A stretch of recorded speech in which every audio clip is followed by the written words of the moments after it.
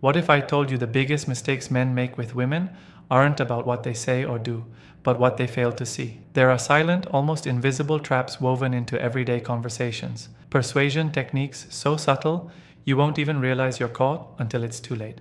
And the wildest part? Most men, no matter how smart, walk straight into them. Welcome back to Psychology Insight, the place where we decode the hidden forces driving human behavior. Today, we're lifting the curtain on something rarely discussed openly: the 5 most deceptive persuasion traps women use to influence men, sometimes consciously, but often as a result of deep-rooted psychological wiring.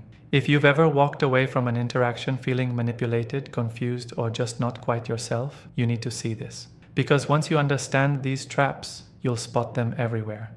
And finally, regain the power to choose your own response. Ready to uncover the invisible game? Let's get into it.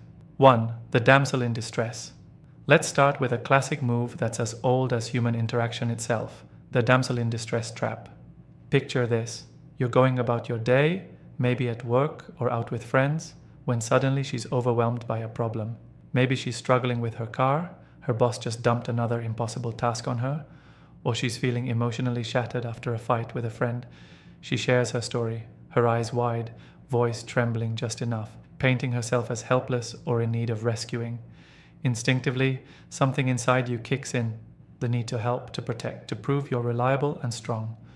Now, let's get real. Every person faces tough moments and sometimes needs support. But the damsel in distress trap isn't about genuine vulnerability. It's about leveraging a pattern of helplessness to get you to step in and fix things over and over again. In these scenarios, you'll notice a recurring theme. You're the one dropping your priorities, your goals, and sometimes even your values to play hero. It feels good at first, like you're saving the day, but over time, you might realize your energy, time, and resources are being drained, all while her gratitude quickly fades and another crisis emerges. The psychology behind this trap is rooted in evolutionary biology and social conditioning. Men are often taught, directly or indirectly, that their worth comes from being needed. The protector instinct is powerful. It's what makes you feel important, masculine, and valued. But a manipulative woman can amplify her distress, sometimes unconsciously. Knowing this will trigger your rescue response. She learns that the more she struggles, the more attention, help, or resources she receives. So, how do you spot this trap? Look for patterns. Does she frequently end up in situations where only you can help?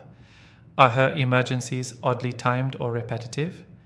Do you feel more like her caretaker than her partner? The difference between genuine vulnerability and manipulation lies in consistency and self-responsibility. People who truly value you will appreciate help but won't expect you to fix their lives. Here's the hard truth. Every time you abandon your own needs to rescue someone from their self-created chaos, you're reinforcing the very behavior that keeps you both stuck. The best way to avoid this trap is to support growth, not dependence. Offer empathy, but also encourage self-reliance.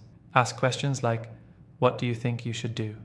Or, "How can you handle this next time?" If the distress is constant and you're always the first call, you have to set boundaries. Remember, real connection is built on mutual strength, not perpetual crisis. When you step out of the rescuer role, you create space for a healthier, more equal relationship. 2. The silent treatment trap. Few tactics are as quietly destructive and as effective as the silent treatment. Imagine you've just had a minor disagreement. Instead of working through it, she goes completely silent. No texts, no calls, no acknowledgement. It's as if you've become invisible overnight. At first you might brush it off, but as hours turn to days, you start to question yourself. Did I do something wrong? Should I apologize? You replay every word, every action, searching for the trigger. Before you know it, you're anxious, on edge, and desperate for a response, even if you don't fully understand what you did.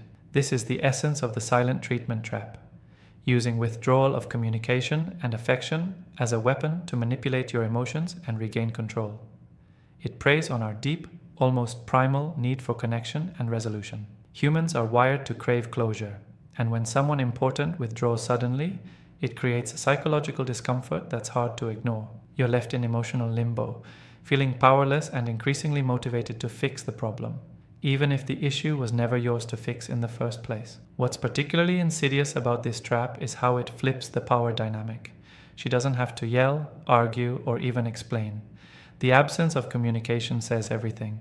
It makes you question your worth, your actions, and your role in the relationship. The longer it lasts, the more desperate you become, often leading to apologizing for things you didn't do or bending over backward just to regain her attention. The silent treatment isn't about needing space, it's about making you dance for her approval. So how do you break free? The first step is recognizing the difference between healthy space and emotional punishment. Everyone needs a break now and then, but mature adults communicate that need directly. I need some time to process. Can we talk later? When silence is used as a punishment or a tool to create anxiety, that's manipulation. If you find yourself constantly tiptoeing around her moods or scrambling to make things right after periods of unexplained silence, you're caught in the trap. The antidote is to stop playing the game. Don't chase, don't beg. Instead, calmly express your willingness to talk when she's ready, and then focus on your own well-being. This response removes her ability to control you with absence and forces her to confront the real issue. The less power you give to the silent treatment, the less effective it becomes. Remember, healthy relationships are built on communication, not psychological warfare. 3.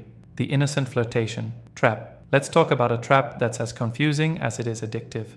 The innocent flirtation trap. You've probably been there. She laughs at your jokes, touches your arm, gives you those lingering magnetic glances. She might even compliment you in a way that feels a little more than friendly. For a moment you think, she's into me.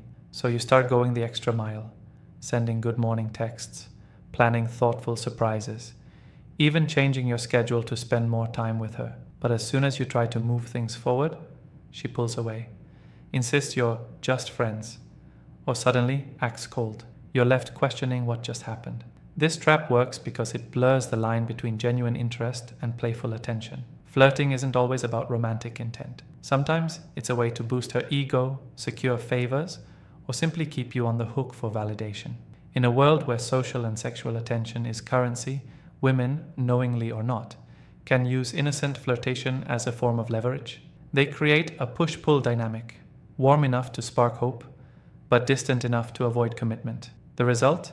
You're hooked, always striving for more, feeling like you're on the edge of something real. From a psychological perspective, the innocent flirtation trap taps into the power of intermittent reinforcement, the same principle that makes gambling addictive. You never know when you'll get the reward, her attention, so you keep trying, chasing, and investing more in the hope that this time will be different. Your brain releases dopamine every time she throws you a little affection, creating a powerful, often subconscious bond. So, how do you avoid being strung along? Pay attention to patterns and consistency. Does she only reach out when she wants something? Is her flirtation public? Or does she pull away when others are watching? Does she give mixed signals? One moment hot, the next cold? These are classic signs you're being played. The solution is to value your time and energy. Don't immediately reciprocate every flirty gesture. Set boundaries. If she's not clear about her intentions, pull back and observe her response. Genuine interest doesn't hide behind ambiguity. Remember, your self-respect is more attractive than any chase. 4. The comparison game trap. This one's a subtle weapon, but it cuts deep. The comparison game trap. You might notice it starts innocently enough. She mentions how her ex remembered her favorite coffee order, or how her friend's boyfriend just took her on a surprise trip. Sometimes it's a casual, most guys would, or I wish you were more like. At first, you brush it off, but over time you start to feel the pressure. Are you good enough? Are you measuring up? You find yourself going above and beyond, trying to outdo these invisible competitors in her mind. The psychology behind the comparison game is powerful. Humans are inherently social creatures, and our sense of self-worth is often shaped by how we stack up against others, especially in relationships. When a woman drops these comparisons, she's tapping into your competitive instincts and insecurities. You become motivated not by genuine desire to please, but by fear. Fear of losing her to someone better, fear of not being enough, or fear of falling short in her eyes. But here's the truth. The comparison game is a moving target. No matter how hard you try, the benchmark keeps shifting. What started as a comment about another man's romantic gesture can evolve into endless requests for more. More attention, more gifts, more proof that you're worthy. Instead of feeling loved and valued for who you are, you start feeling like you're competing in a game with no rules and no finish line. So how do you shut down this manipulation? First, recognize when you're being compared. If it's a pattern, not a one-off, don't ignore it. Calmly call it out. I'm not interested in competing with your past or your friends' boyfriends. I want to be valued for who I am. Healthy partners don't play mind games with your self-esteem.